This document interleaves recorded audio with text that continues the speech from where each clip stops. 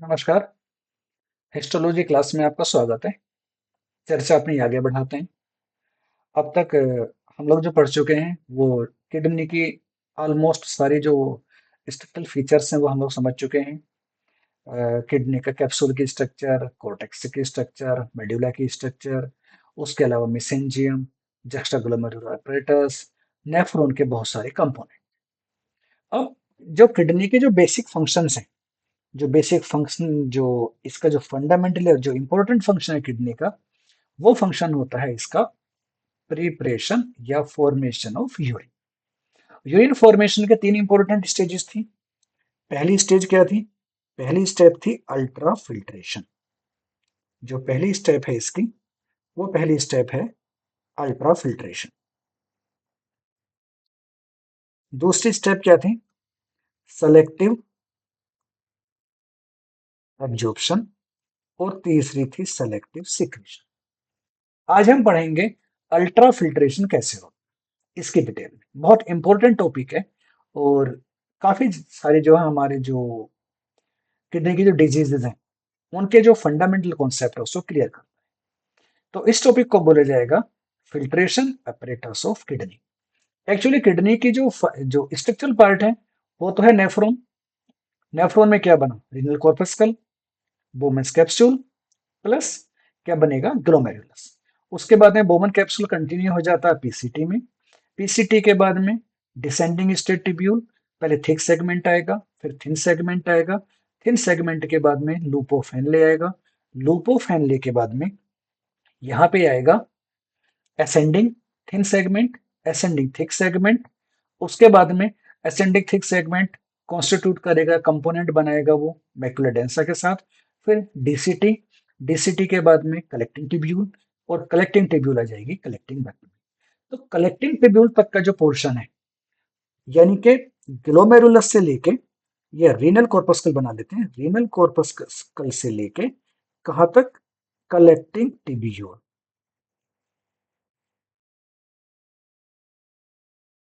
इस स्ट्रक्चर को, इस एंटायर स्ट्रक्चर को बोलते हैं हम लोग यूरिनिफेरस।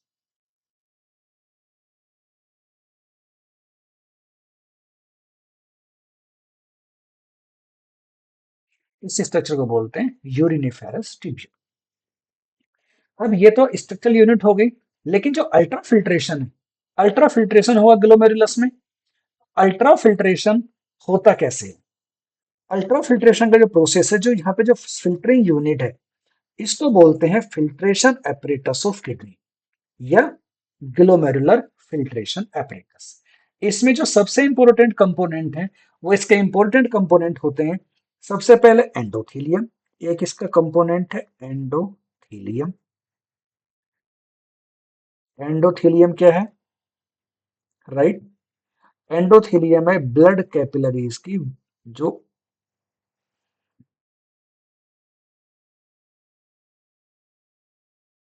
ब्लड कैपिलरीज का जो एपिथीलियम, इसको बोलते हैं एंडोथीलियम। प्लस इनकी आएगी बेसमेंट में। एपिथीलियम का एक फंडामेंटल रूल है, एपिथेलियम की जो टिश्यू है, एपिथेलियल अगर सेल्स होंगी तो उनकी बेसमेंट मेम्ब्रेन भी जरूर होगी। ये एपिथेलियम टिश्यू का फंडामेंटल रूल है। तीन फंडामेंटल रूल होते हैं एपिथेलियम के। एक free apical domain, tight cell adhesions या क्लोज सेल एडहेशंस या क्लोज सेल अपोजिशंस, और तीसरा होता है प्रेजेंस ऑफ बेसमेंट मेम्ब्रेन। तो ये प्रेजेंट होती है बेसमेंट मेम्ब्रेन। इस बेसमेंट को मेम्ब्रेन को बोलते हैं ग्लोमेरुलर बेसमेंट मेम्ब्रेन। तो तीसरा कंपोनेंट है इसका पोडोसाइट। पोडोसाइट है बोमेस कैप्सूल की विसरल लेयर।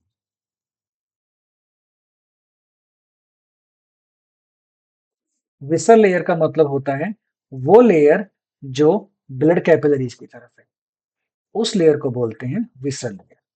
तो फिल्ट्रेशन apparatus बना होता है तीन इंपॉर्टेंट स्ट्रक्चर का। इसमें से एक पहली स्ट्रक्चर बनती है, पहली स्ट्रक्चर है एंडोथेलियल सेल्स जो ब्लड कैपिलरीज के एंडोथेलियल सेल हैं। दूसरी स्ट्रक्चर बनती है ग्लोमेरुलर बेसमेंट मेम्ब्रेन, ये कॉमन बेसमेंट मेम्ब्रेन होती है पोडोसाइट की और एंडोथेलियल सेल की। और तीसरी स्ट्रक्चर बनती है जिसको बोलते हैं पोडोसाइट लेयर। तो तीनों स्ट्रक्चर जो है या visceral layer women's capsule, all these three structures they constitute the formation of filtration apparatus of kidney और ग्लोमेरुलर फिल्ट्रेशन apparatus। अब जो तीनों के तीनों लेयर्स हैं, इन तीनों लेयर का अपना अपना एक फंक्शनल रोल है। इन तीनों लेयर्स का एक फंक्शनल बेनिफिट है, फंक्शनल प्रॉपर्टीज हैं। इनके फंक्शनल प्रॉपर्टीज समझते हैं, जिससे कि आपको समझ में आएगा कि किस तरीके से एफिशिएंटली फिल्ट्रेशन प्रोसेस कंटिन्यू रहता है। सबसे पहली जो लेयर है इसकी, ये सबसे पहले तो कंपोनेंट बन जाता है इसके रीनल कॉर्पस्कल। रीनल कॉर्पस्कल का मतलब बोमेस कैप्सूल,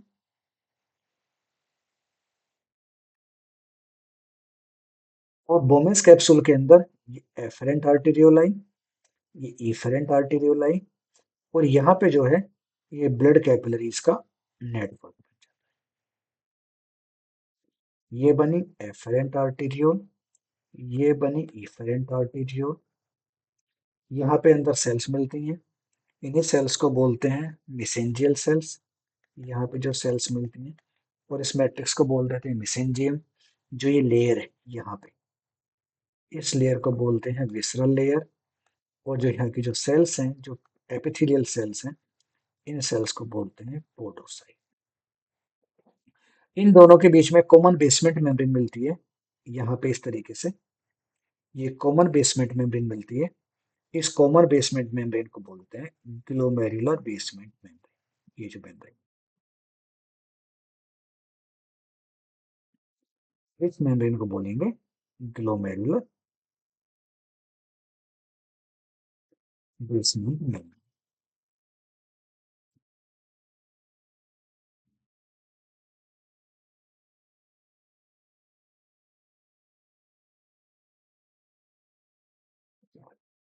ये जो लेयर है, ये लेयर बन जाएगी ग्लोमेरुलर बेसमेंट। तो तीन स्ट्रक्चर इंपॉर्टेंट हैं। सबसे पहले देखते हैं एंडोथेलियल सेल की प्रॉपर्टी। एंडोथेलियल सेल्स जो होती हैं, एंडोथेलियल सेल्स, यहाँ पे लिख देता हूं मैं,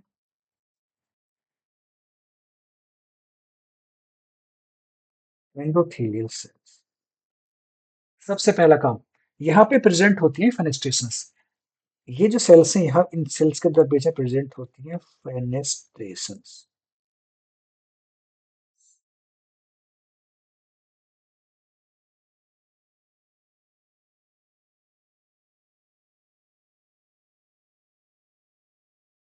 इन फेनेस्ट्रेशंस का साइज होता है 70 टू 90 नैनोमीटर।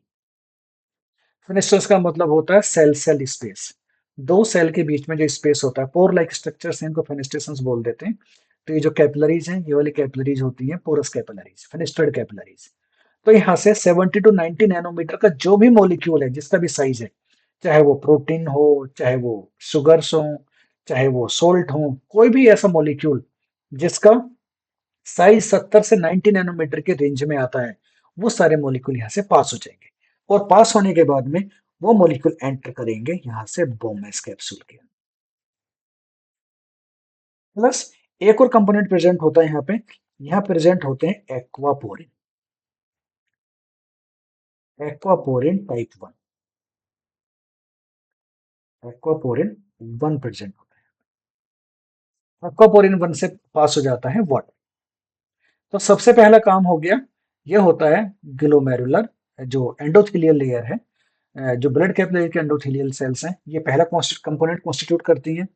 जो दूसरा कंपोनेंट बनेगा, दूसरा कंपोनेंट बनेगा बेसमेंट मेम्ब्रेन का, जिसको बोलते हैं glomerular basement membrane. Glomerular basement membrane, वैसे तो इस बेसमेंट मेम्ब्रेन की तीन लेयर होती हैं। एक होती है लेमिना रेयरा एक्सटर्ना, एक होती है लेमिना रेयरा इंटरना, और तीसरी होती है लेमिना डेंसा। एक होती है लेमिना रेयरा एक्सटर्ना, एक होती है लेमिना डेंसा, और तीसरी बनेगी लेमिना रेयरा इंटरना। लेमिना रेयरा एक्सटर्ना होती है पोडोसाइट की तरफ, ये होती है पोडोसाइट की तरफ। लेमिना डेंसा होती है इन दोनों के बीच में, और ये होती है एंडोथेलियल सेल की तरफ, लेमिना रेयरा इंटरना। तीन स्ट्रक्चर्स ये बनाती हैं। ये तीनों स्ट्रक्चर्स कंबाइंडली ये बनाती हैं मिलके ग्लोमेरुलर बेसमेंट मेम्ब्रेन। इस बेसमेंट मेम्ब्रेन की प्रॉपर्टी है it is poly anionic in nature. It is poly anionic in nature, यानी कि एंडोथेलियल सेल से फिल्टर होने के बाद में जो भी फिल्ट्रेट बेसमेंट मेम्ब्रेन की तरफ को आएगा, यहाँ पे जो भी फिल्ट्रेट बेसमेंट मेम्ब्रेन की तरफ को आएगा, वो जो सारा फिल्ट्रेट है, वो सारा फिल्ट्रेट यहाँ प्रेजेंट होते हैं इस पे नेगेटिव चार्ज। तो नेगेटिव चार्ज के मॉलिक्यूल को रिपेल कर देगी। नेगेटिव चार्ज के मॉलिक्यूल को रिपेल करने से फायदा क्या होगा? यहाँ पे पहली बात तो जो 70 किलो डाल्टन के आसपास का साइज होता है, जो 70 टू 90 नैनोमीटर के जो फिल्टर है उसको पार नहीं करेगा। तो 70 नैनो किलो डाल्टन के आसपास से लार्ज साइज के प्रोटीन यहाँ से पास नहीं हो सकते। दूसरा, जो निगेटिव चार्ज के मॉलिक्यूल्स हैं, एल्ब्यूमिन है, हीमोग्लोबिन है, इवन आरबीसी, वैसे तो आरबीसी साइज की वजह से यहाँ से पास नहीं हो सकते। इन केस अगर एक्सट्रीम केस भी हम एज्यूम करते हैं तो आरबीसी की सरफेस पे भी नेगेटिव चार्ज होता है और ये नेगेटिव चार्ज आरबीसी को भी रिपेल कर देता है। तो जितने भी नेगेटिव चार्ज मॉलिक्यूल हैं, कोई भी है, वो मॉलिक्यूल इस बेसमेंट मेम्ब्रेन को पार नहीं करेगा, बेसमेंट मेम्ब्रेन को रिपेल करती रहेगी। दूसरी प्रॉपर्टी हो गई। तीसरा कंपोनेंट, जो तीसरा कंपोनेंट है इसका पोडोसाइट, जिसको बोलते हैं visceral layer of Bowman's capsule. तीसरा कंपोनेंट होता है इसका पोडोसाइट, यानी कि visceral layer of Bowman's capsule. Podocyte जो सेल्स हैं, these cells are having a specific morphological feature, यानी कि इनकी सेल्स की जो मॉडिफिकेशंस होती हैं, और मॉडिफिकेशन में क्या होता है, इन सेल की जो प्लाज्मा मेम्ब्रेन है उसमें से फुट प्रोसेस होते हैं, फिंगर जैसी प्रोजेक्शंस निकली होती हैं, इनको बोलते हैं फुट प्रोसेस। तो पोडोसाइट्स के अंदर प्रेजेंट होते हैं फुट प्रोसेस, और जो फिंगर लाइक प्रोजेक्शंस हैं एक दूसरे के साथ में सेट हो जाते हैं इस तरीके से। एक फिंगर लाइक प्रोजेक्शंस ये हो गए, फुट प्रोसेस ये हो गए, एक पोडोसाइटिक फुट प्रोसेस ये हो गए, और इस तरीके से ये फुट प्रोसेस एक दूसरे को जकड़ लेते हैं। इस प्रोसेस को बोलते हैं इंटरडिजिटेशन या इंटरडिजिटाइजेशन। और इंटरडिजिटेशन से क्या होता है, अब ये सराउंड कर लेती है ब्लड कैपिलरीज को। तो पहले ब्लड कैपिलरीज से जो फिल्ट्रेट पास हुआ वो होगा एंडोथेलियल सेल्स के फेनेस्ट्रेशन से, एक्वापोरिन टाइप 1 से पानी बाहर आ गया। उसके बाद में बेसमेंट मेम्ब्रेन में नेगेटिव चार्ज है, तो नेगेटिव चार्ज ने सारे मॉलिक्यूल को रोक दिया। अब बेसमेंट मेम्ब्रेन के बाहर इस तरीके से पोडोसाइट ने इसको कवर किया हुआ है, ब्लड कैपिलरीज को। और पोडोसाइट्स के बीच में जो यहाँ पे स्पेस बनते हैं, इनको बोलते हैं फिल्ट्रेशन स्लिट्स। तो फिल्ट्रेशन स्लिट से जो भी फिल्ट्रेट है, वो फिल्ट्रेट इन फिल्ट्रेशन स्लिट से बाहर आता है। तो फूड प्रोसेस होते हैं, फूड प्रोसेस इंटरडिजिटेशन करते हैं, एक दूसरे के साथ इस तरीके से क्रॉस लिंकिंग में सेट हो जाते हैं, और यहाँ से जो रिलीज होता है, इनका जो जहाँ पे जो एक तरीके की फिल्ट्रेशन स्लिट बनती है, उन फिल्ट्रेशन स्लिट का साइज होता है 40 nanometre.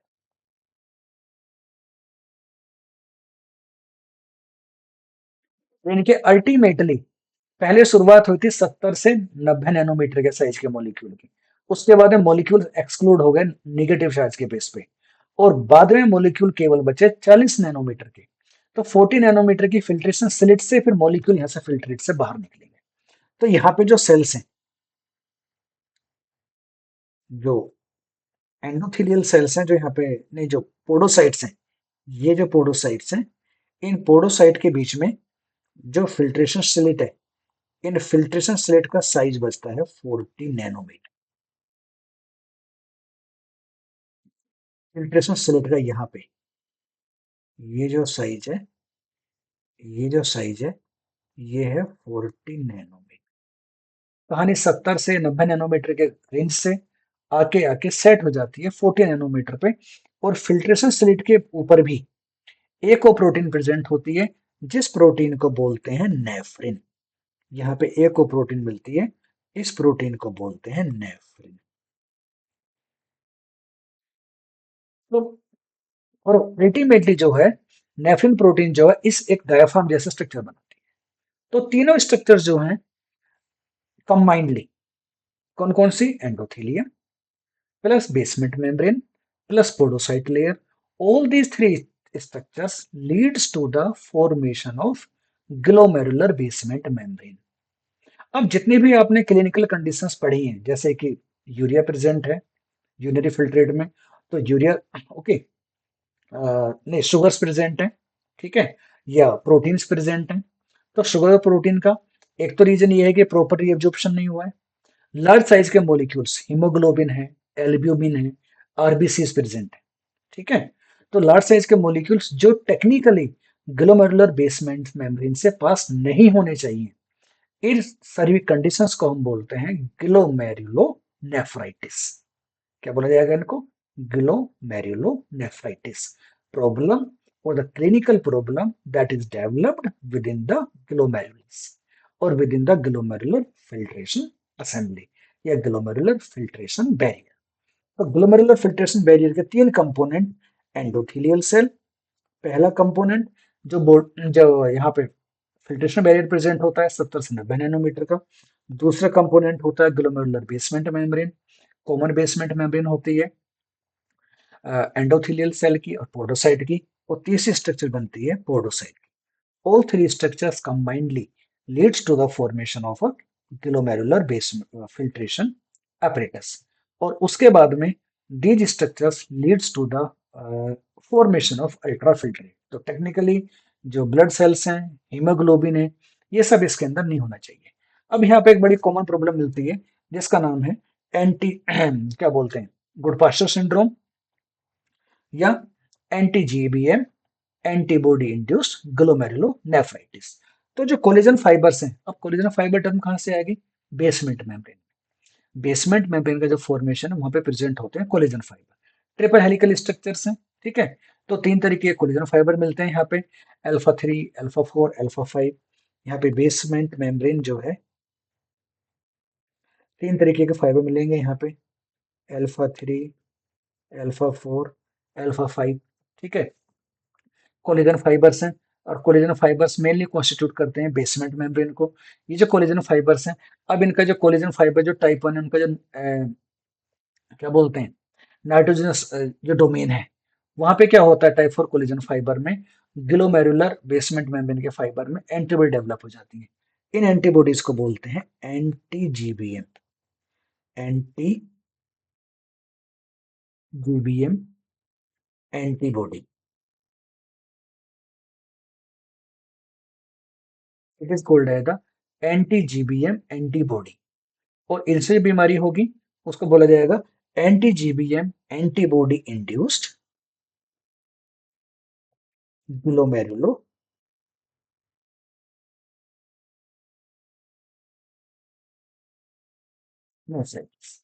It is called as the anti GBM antibody induced glomerulonephritis.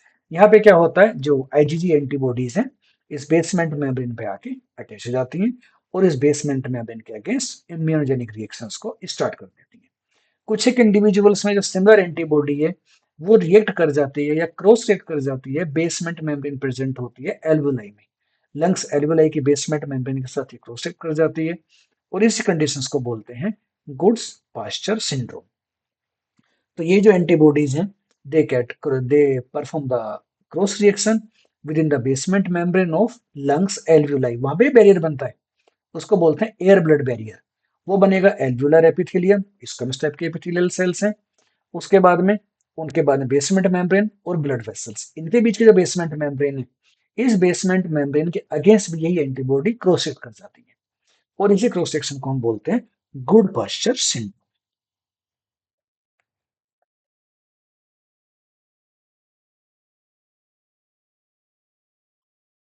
These are the certain important characteristic feature of this glomerular filtration apparatus। Class को यहीं पर रोक देते हैं ग्लोमेरुलर फिल्ट्रेशन apparatus के बाद में। तो क्लास कैसी लगी, कोई कंफ्यूजन हो तो मुझसे पूछ लीजिएगा, और अच्छे लगे तो आगे फॉरवर्ड कीजिएगा। बाकी पढ़ते रहिएगा, अपना ख्याल रखिएगा। तब तक के लिए नमस्कार।